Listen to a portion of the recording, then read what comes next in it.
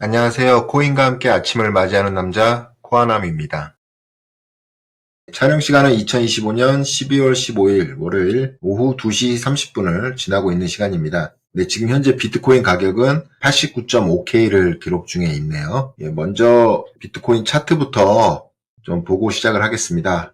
벌써 12월 달에 셋째 주가 시작되는 한 주가 됐습니다. 지금 주봉상 차트를 보고 계신데요. 11월 말부터 약 4주간 우리는 지금 96K와 80K라는 이 박스권의 횡보 속에 지금 현재 가격대가 위치해 있습니다. 그래서 횡보 장세를 지금 지속하고 있다. 10월, 11월의 급격한 하락에 대해서 이제 완화적인 횡보 장세에 좀 들어가 있는 모습이고, RSI는 약 39로 주봉상 저점 부근에 좀 형성이 돼 있어요. 지금 코인 투자하시는 분들은 고민이 많으시죠. 지금 시장에서는 4년 주기 사이클을 토대로 대하락의 시작이냐, 아니면 26년에 또 새로운 사이클이 시작될 것이라는 기대감에 양분이 돼 있는 상태죠. 그래서 저희는 지금 이 추세, 21년도 장에 하락한 추세에서도 10주 이평선은 한번 돌파를 했었던 이력이 있었죠. 그래서 지금 현재 100주 이평선에 닿아 있는 상태이기 때문에 50주 이평선까지 반등 이후에 어떻게 될지 굉장히 궁금한 상태인데요.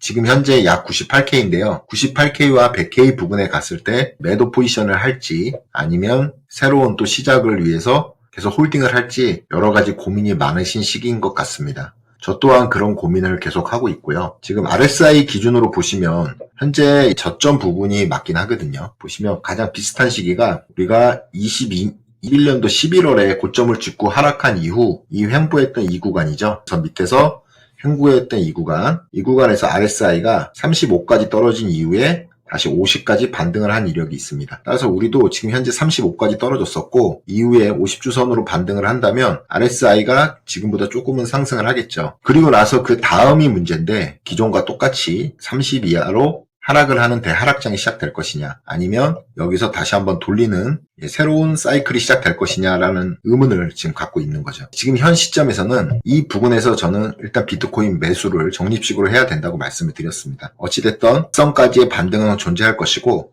그때 가서 사셨던 비트코인에 대한 비중을 덜어두는 한이 있어도 지금 가격은 매수하시기에 굉장히 좋은 위치다라는 관점을 계속 말씀을 드렸습니다. 저희가 진짜 원하는 가격은 이 200주선이 올라오고 있는 약 63K, 64K, 21년의 고점 69K를 살짝 무너뜨리는 이 라인들이 굉장히 사고 싶은 가격일 겁니다. 이때까지 가격이 올지 안 올지 지금 아무도 모르는 상태에서 우리는 적립식 매수를 하고, 또 이 폭 자체가 현재 구간에서 200주 이평선까지는 약 25% 정도 되네요. 그리고 상방으로는 약 40%를 먹을 수 있는 가격입니다. 따라서 적립식 매수를 하시다 보면 물론 가격이 하락했을 때도 적립식이 계속 들어가겠죠. 그렇게 되면 평단은 이 부근 어딘가에서 형성이 될 것이고, 실질적으로 비트코인을 지금 다시 시작하신 분들도 적립식 매수를 해 나가신다면 그 마이너스 손실폭은 20% 이내로 굉장히 적으실 거예요. 그리고 나서 이게 대세 하락이 맞다면 하락이 멈추는 1년 뒤에는 다시 한번 2배, 3배, 4배는 큰 수익을 얻을 수가 있는 자리겠죠. 그래서 저는 코아남은 지금부터 비트코인만, 이더리움은 이미 좀 어느 정도 보유를 하고 있기 때문에 추가적인 매수를 안 하는 부분도 있지만, 그래도 알트코인이기 때문에 먼저 최고 우량 자산, 이 암호화폐 시장의 제일 우량 자산인 비트코인을 적립식으로 매수를 하고 있습니다. 그렇게 현재 관점을 말씀드리고요. 자, 1년짜리 봉. 이게 이제 드디어 3년 상승의 1년 하락의 패턴이 이제 약 2주 좀 넘는 시간이면은 올해 25년이 끝나요. 그럼 이 캔들로 끝날 수도 있겠죠. 이렇게 되면은 이 패턴은 이제 완전히 깨진 거예요. 4년 주기 사이클에 대한 패턴은 깨졌다. 그래서 내년이 어떻게 될지, 올라갈지 내려갈지는 지금 그 누구도 경험을 해보지 못한 새로운 사이클이 시작이 되는 거죠. 차라리 차트적인 캔들 패턴으로 봤을 때는 이 음봉보다는 양봉의 도지가 나올 수 있습니다. 그래야 내년 전반기에 큰 폭의 상승을 기대할 수 있는 흐름으로 생각을 하겠죠. 만약에 이게 음봉이면은 기술적인 차트 캔들 흐름으로 봤을 때 내년 초에 저희가 지금 빠른 상승을 원하시는 분들한테는 조금 지루한 장으로 흘러갈 수 있는 분위기가 형성될 수 있습니다. 일단 연봉까지 다 봤고요. 네. 네, 지난주에 우리는 FOMC가 있었잖아요. 그래서 연방준비제도 이사회 홈페이지에 들어와 있습니다. 예고했던 대로 FOMC에서 나왔던 경제 전망에 대해서 제가 좀 조사를 했는데 오늘 영상은 그 주제로 좀 다뤄드릴 거예요. 그래서 영상 자체가 조금 어려울 수 있지만 그래도 끝까지 좀 영상 시청 부탁드리겠습니다.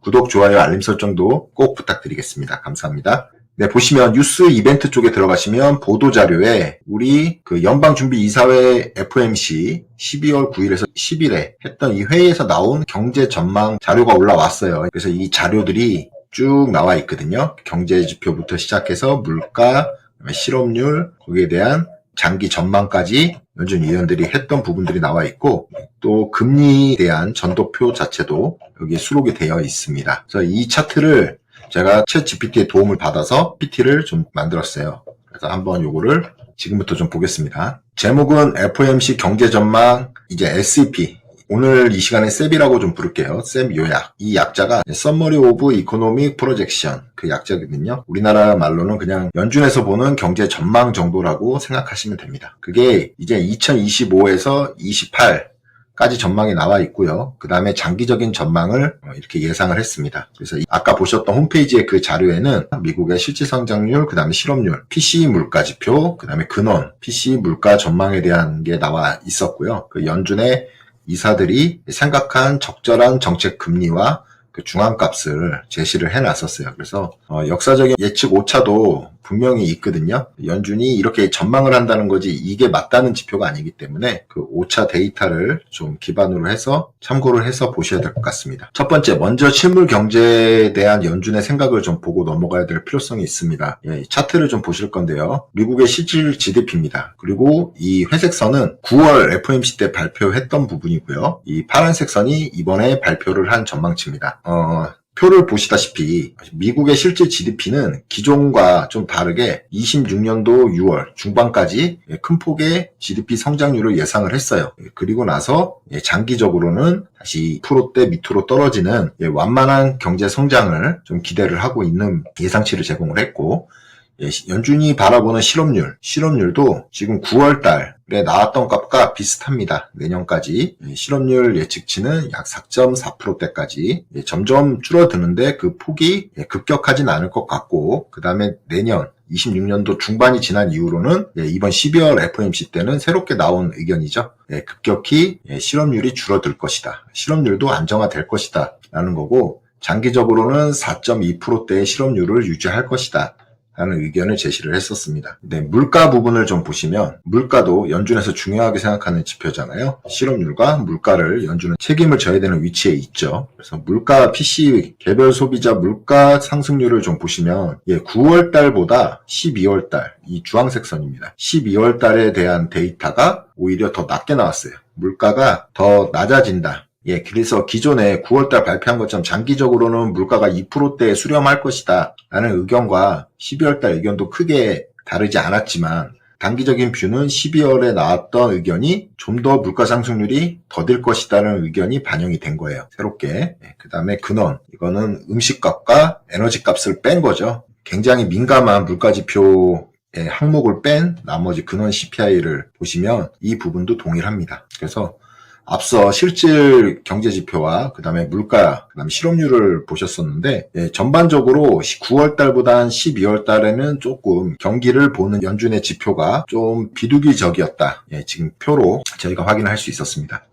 지난주에 결정을 했는데 파월 의장도 0.25 내리는 것에 투표를 했어요. 그래서 파월 의장 자체도 금리 인하의 필요성은 느끼고 있었다 라는 거고, 아쉽게도 기존에 보여줬던 전도표, 9월에 나왔던 전도표하고 차이가 없습니다. 거의 비슷했다. 그래서 26년도 6월, 2분기, 상반기까지 한 차례 정도 금리 인하를 할 것이고, 하반기는 기존하고 같은 맥락이죠. 따라서 3% 금리까지의 장기적인 수렴을 예상을 한다. 그러니까 금리 인하적인 스탠스에는 결코 시장에서 호의적으로 받아들일 수 없는 값이 나온 거예요. 더 낮춰줬으면 좋겠는데 9월 FOMC하고 똑같은 값이었다. 장기적으로는 3.0을 보고 있고 26년도 상반기에는 단 한 차례 금리 인하를 예상을 한다. 오차는 늘 존재를 했습니다. 실질적인 발표가 아까 실질 성장률, 그 다음에 실업률, 소비자 물가지수를 봤지만 26년도 상반기까지는 다 좋을 거라고 예상을 했어요. 9월 달의 발표보다 12월 달이 더 좋게 나올 거다. 여러 가지 데이터들을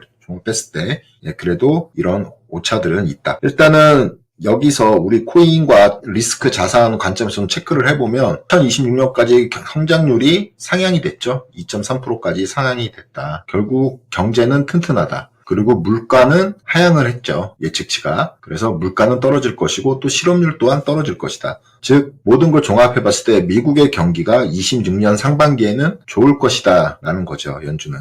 그래서 금리도 이 부분에서 더 인하하지는 않을 거다라는 그 전망치가 우세했죠. 그래서 지금 이런 기조가 이번에 나온 FOMC 12월의 기조하고 비슷한 상황들이 언제 있었냐를 좀 준비를 했어요. 그래서 총 4군데를 준비를 했는데 지금 12월 12일에 우리는 0.25를 인하를 했고 추가 인하를 서두르지 않겠다는 톤을 얘기를 했었죠. 그리고 나서 이제 우리는 전도표 값으로도 봤을 때도 장기적으로 완만한 금리 인하를 지금 예상을 하고 있죠. 9년 12월 달에도 무슨 얘기를 했었냐면 그때도 이제 QT에서 우리가 19년엔 코로나가 발생을 했었죠. 처음으로 코로나가 발생을 했고 그때까지는 그게 이제 경기에 심각하게 문제가 생긴다는 생각을 아직 못하고 있을 때였어요. 그때 이제 금리를 스톱시키고 동결을 했죠. 동결을 한 상태에서 지금과 같은 QE로 들어가기 중립 구간 유지를 했었던 상황이 있었습니다. 18년도에는 반대로 0.25로 인상을 했던 시기였어요. 18년 12월에는. 그래서 긴축의 톤을 강화했던 시기다. 이때는 18년도에는 그 자산시장, 저희 코인 시장이 좋지가 않았습니다. 그다음에 23년 12월 가장 최근이었죠. 23년 12월 달 FOMC 때는 24년도에는 금리 인하를 할 것이다 강하게 얘기를 했었어요. 원체 금리가 높았었거든요. 5.25에서 5.5대였잖아요. 그래서 그 값으로 이때부터 24년도 상반기 4월까지 저희가 코인 시장이 굉장히 좋았죠. 비트코인도 좋고 알트코인도 이번 4년을 뒤돌아보면 제일 좋았던 때였죠. 24년 상반기가. 그래서 이런 23년도, 18년도 12월 달 FOMC 기조하고는 지금 현재의 상황이 좀 맞지가 않고 우리가 참고해 볼 수 있는 거는 9년도 12월 달에 나왔던 FOMC 스탠스하고 비슷하다. 지금 현재가 비슷하다. 이걸 알 수가 있어요. 그래서 12월 FOMC 미국의 경제 전망을 봤을 때 저 코아남의 생각은 16년도 우리 코인에 대한 생각을 조건부로 좀 생각을 해봤어요. 가장 노멀한 시나리오는 이제 완만한 금리 인하는 그 연준 스탠스를 봤으니까 알고 있는 거고 여기서 한 가지 추가되는 요소는 연준에서 파월 의장이 단기적인 T빌이라고 하는데 단기채를 매입을 지속하겠다고 얘기를 했습니다. 약 400억 달러 규모로 하겠다 내년에. 이 얘기가 나왔었죠. 그래서 이런 걸 종합해 봤을 때 그 대세 상승의 바닥이 좀 단단해지는 구조. 그러니까 저는 26년도 어느 시점에 분명히 지금 이렇게 못 나왔던 상승분을 다 채우는 상승이 나올 거라고 보고 있습니다. 그게 상반기가 될지 하반기가 될지 모르겠지만 일단은 현재 하반기 쪽에 조금 더 비중이 가는 게 사실이에요. 그래서 그 남은 기간 동안에는 바닥 다지기 구간이다. 지금부터. 그리고 20년, 21년도 같은 폭발적인 유동성 공급이 나오는 불장이라고는 생각 들진 않지만 비트코인 중심의 우상향을 할 수 있는 충분한 그림이 그려지고요. 알트코인들도 24년도 3월과 같은 전체적으로 상승도 할 수 있겠지만 그래도 선별적으로 좀 알트코인이 올라가는 상승세를 저는 상반기 때는 좀 그렇게 움직일 걸로 보고 있습니다. 유동성이 연준의 단기채 매입을 통해서 유동성이 좋아져도 이 금리 완화 속도가 좀 느린 게 진행이 될 걸로 예상이 되고요. 따라서 지금 현재 경기 순환 사이클 다음 페이지에서 보여드릴 건데 경기 순환 사이클 우리 ISM 지수 그 PMI를 보는 거죠. 제조업 지수. 그게 현재 바닥 구간에 있기 때문에 이게 50까지는 나와서 경기 순환이 잘 돼야 우리 알트코인 불장도 기대를 해볼 수 있다. 그래서 불장 시나리오는 고영이 여기서 더 빠르게 식어요. 더 안 좋아진다. 그리고 지금 준비금이 거의 바닥 부근에 있었죠. 그래서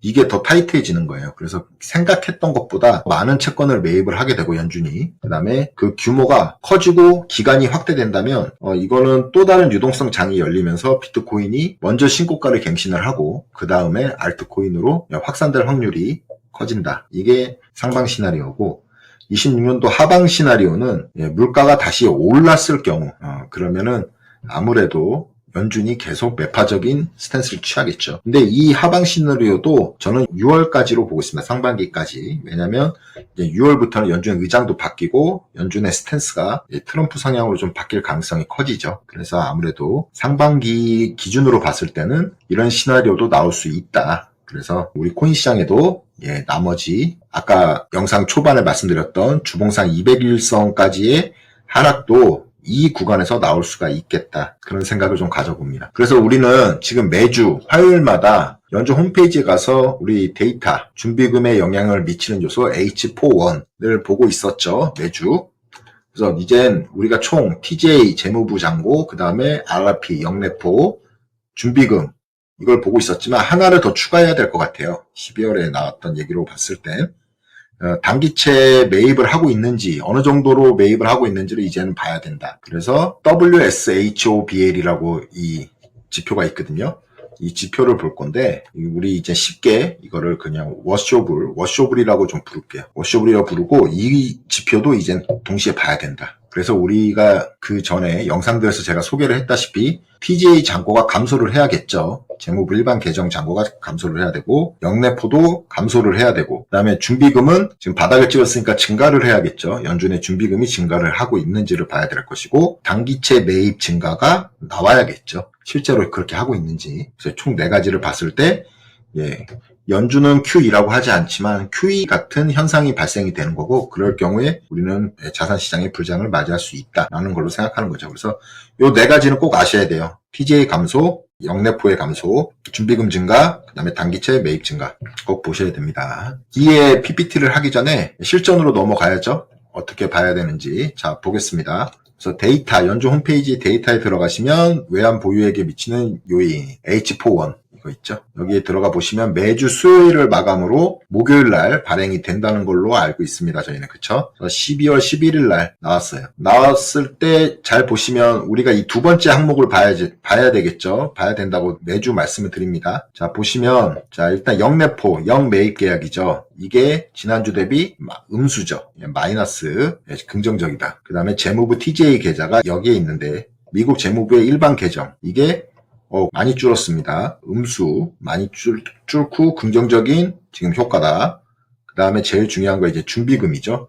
준비금이 늘었습니다. 결과적으로. 그래서 QE의 스탠스다. 지난주는. 그리고 그 전주에는 우리가 조금 안 좋았죠. 영래포하고 재무부 일반 계정이 조금 늘었었어요. 지난주에는 좋았는데 그 좋음의 폭이 더 컸다로 우리는 생각할 수 있는 거죠. 안 좋고 좋고 안 좋고 좋고가 반복되는 현상은 결과적으로 지금은 완전한 QE가 아니라 그러니까 연속성이 없기 때문에 아직은 중립 구간으로 보는 게 합리적이겠죠. 이렇게 보시면 되고, 그래서 프레드에 들어가시면 우리가 차트로 볼 수 있다고 말씀드렸습니다. 연준의 총 자산 규모 이게 지금 계속 우리가 QT를 통해서 축소를 하고 있었잖아요. 차트에 보시다시피 이거를 2020년 1월 1일로 보시는 게 편하다고 말씀드렸습니다. 2020년도에는 미국의 경기 침체가 이 음영이죠. 경기 침체가 왔던 거예요. 그래서 지속적인 양쪽 QE를 하다가 이젠 QT를 진행을 했었고, 최근 4년간. QT에 이제 끝에 와 있기 때문에 이젠 여기서 더 이상 추가적인 하락이 아니라 이제 연준의 총 자산이 늘어나는 QE의 방향을 지금 보고 있다. 그 다음에 재무부 일반 계정을 볼게요.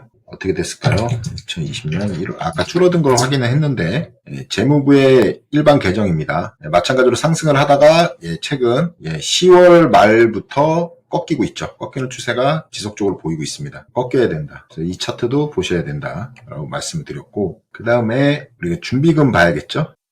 지급 준비금 잔액을 좀 볼 건데, 준비금 지급 잔액입니다. 잔액을 볼 건데, 늘 말씀드렸다시피 23년도 여기 1월부터 준비금을 바닥을 찍고 다시 올라가는 이 시간, 이 1년간의 시간 동안에 우리 자산시장의 상승이 컸어요. 비트코인도 1억을 갖고 알트코인들도 뭐 5배, 10배 이상 올라간 코인들도 있었고요. 마찬가지로 지금 똑같은 현상의 바닥을 찍고 준비금을 여기서 이제 QT 종료를 발표를 하고 준비금이 다시 증가하고 있는 차트의 모습을 보여주고 있다. 이렇게 보시면 됩니다. 그 다음에 이제 우리가 하나 더 봐야 될 게 있죠. 미국 단기채 매주 수요일 기준 마감으로 하는 거 워쇼블이라고 이제 읽자고 했어요. 워쇼블이 계단식으로 상승을 하는지를 봐야 될 겁니다.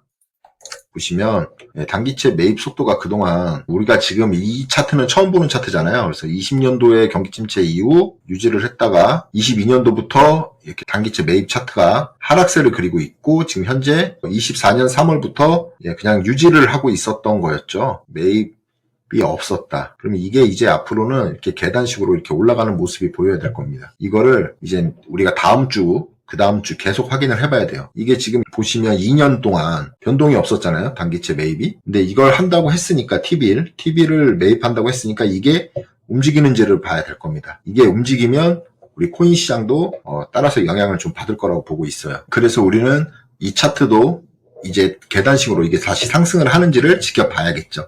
2년간 멈춰있던 단기채 매입을 연준이 과연 어느 순간부터 데이터에 나올지 한번 저희가 흥미롭게 지켜봐야 될 것 같습니다. 일단 연준 홈페이지에서는 이제 우리가 이렇게 매주 목요일날, 수요일날 마감하고 목요일날 이 자료가 올라오니까요. 매주 목요일날 데이터에 H41에 들어가서 해당 자료들을 이제 확인해보는 시간을 좀 가지시면 된다라고 말씀드리고 싶고요. 그래서 FOMC 이후에 우리 인플루언서들은 과연 어떤 뷰를 지금 갖고 있는지 한번 그 뉴스들을 좀 갖고 왔습니다. 함께 보시죠. 크립토 로보 이분은 비트코인 MACD가 약세로 전환됐습니다. 1개월 봉으로. 월봉 기준인데요. 월봉 기준으로 약세로 전환됐고 4년 주기의 약세로 도래할 가능성을 시사합니다. 그렇죠. 월봉상 MACD가 이게 음수가 떴을 때는 약세장으로 들어가는 신호였죠. 그리고 다시 한번 이게 밑에 MACD 양수를 보시면 이제 상승으로 가는 시나리오였고 이렇게 중간에 이렇게 음수가 나왔던 적은 딱 한 번 있었어요. 최근에. 언제냐? 2019년 QT 종료할 때입니다. 이때도 마찬가지로 TB를 매수한다고 했었죠. TB 단기채 매입을 연준에서 한다 하고 나서 이때 이후의 가격을 보시면 2020년 3월에 이런 블랙스완크 코로나가 발생을 한 이후 급격한 상승이 나왔었죠.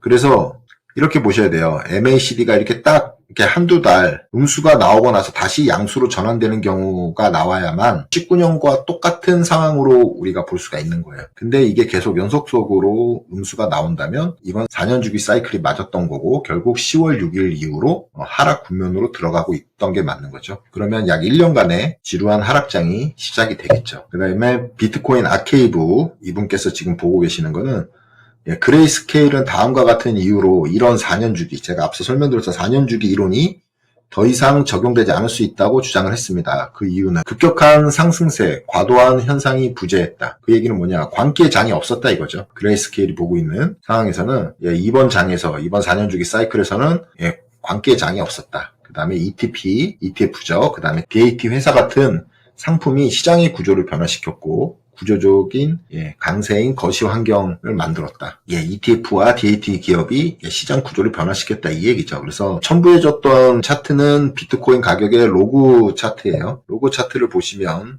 지금 이렇게 급격한 상승이 늘 나왔었는데 이번에는 급격한 상승이 없었다. 그리고 완만한 상승 채널을 유지하고 가는 게 특징이다. 그렇죠. 이번 4차 반감기는 완만한 상승 사이클이었어요. 우리가 아시다시피. 그리고 지금 현재 그 가격은 이 상승 채널의 이제 하단부에 있는 거죠. 그래서 다시 한번 상승할 수 있다. 라는 관점으로 보고 계신 거예요. 그러나 대다수의 많은 분들은 지금 현재 4년 주기 사이클을 맹신을 하세요. 그래서 이 차트를 보시다시피 이 날짜의 변동은 조금씩 있었지만 4년 주기 사이클상 지금 시점은 10월 6일을 고점을 기점으로 하락세에 접어들었고 그동안 비트코인 가격들의 고점과 저점을 이은 선을 봤을 때 이번 하락은 고점 대비 마이너스 65.76%까지 떨어질 것이다. 이런 뷰를 보시는 분들이 지금 현재 대부분입니다. 그리고 21년도엔 75.32% 떨어졌고 17년도엔 80% 이상 떨어졌죠. 이런 하락이 있은 이후에 다시 이제 사이클이 시작된다라는 거죠. 4년 주기 사이클 이론으로 보면 이런 차트가 맞을 수 있습니다. 근데 저희는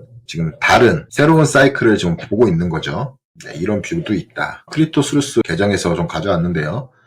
이번 주에 마이클 세일러는 또 비트코인을 사겠다고 또 점으로 표시를 했네요. 오렌지 도트로 비트코인 산다. 이 오렌지 도트가 크면 클수록 많이 사는 거죠. 일단 중간 크기의 도트를 그려놨습니다. 그래서 현재 스트래티지는 약 66만 개를 갖고 있죠. 평균 단가가 74,000불입니다. 우리 전 저점이죠. 25년 4월의 저점 74,000불. 거기가 지금 스트래티지의 평단이에요. 그리고 이더리움을 지금 스트래티지처럼 전략적으로 비축하는 회사가 있죠. 비트마인입니다. 톱니는 지난주에 또 샀어요. 5개월 전에 이더리움의 공급량의 4%를 이미 확보를 했었고, 물량을.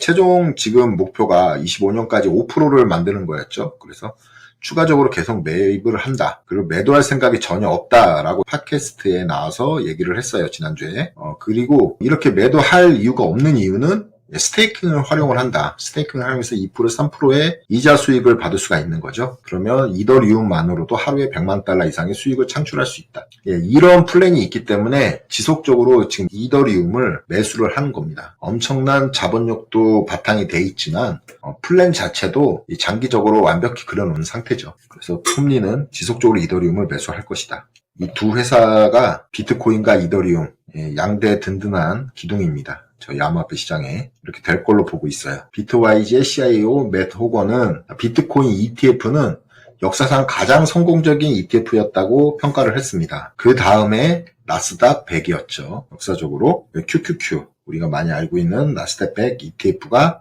그 다음 순위였습니다. 그리고 나서 비트와이즈가 솔라나 ETF를 출시를 했죠. 그래서 첫날 가장 큰 규모의 자금 유치를 했던 걸로 나오는데, 그래서 솔라나 ETF도 이제 빠르게 성장하는 금융상품 ETF로 막대한 이익을 얻을 걸로 예상이 된다라는 인터뷰를 했습니다. 그리고 재밌는 건데, 이거는 우리가 이제 결국은 이 암호화폐를 투자한다는 거, 뭐 사람마다 케이스는 다르겠지만 저 같은 경우는 결국은 이 현실을 은퇴하기 위한 시장으로서 암호화폐 시장을 선택을 한 거죠. 주식시장이 될 수도 있겠지만 더 메리트는 비트코인에 있다고 보고 있기 때문에 그렇습니다. 그래서 스민스턴 위스라는 기관이 있어요. 이 기관에서 예측을 했습니다. 35년에 은퇴를 하기 위해서 비트코인이 현재 얼마가 필요할까요?